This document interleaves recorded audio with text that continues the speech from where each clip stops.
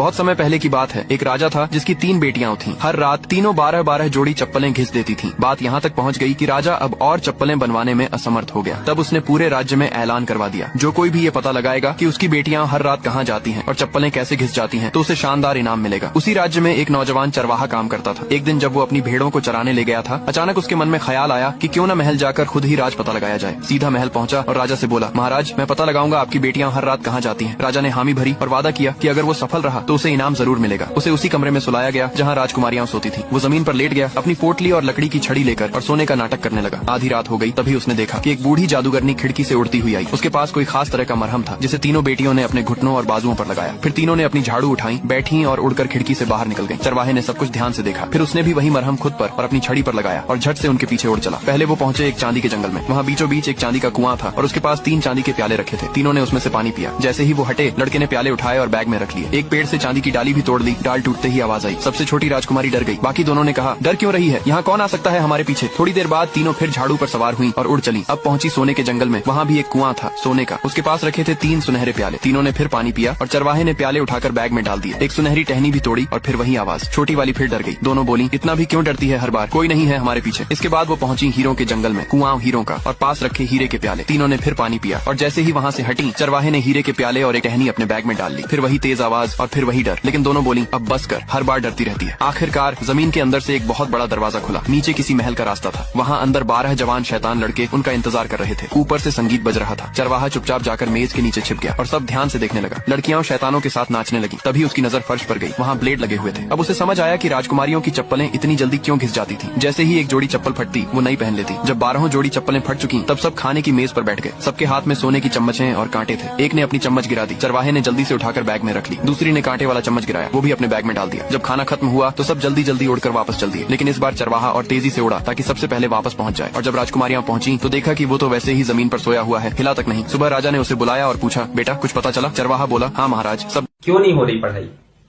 Exam बगल में आ गया है, लाइफ में कुछ करना है। अगर ऐसा है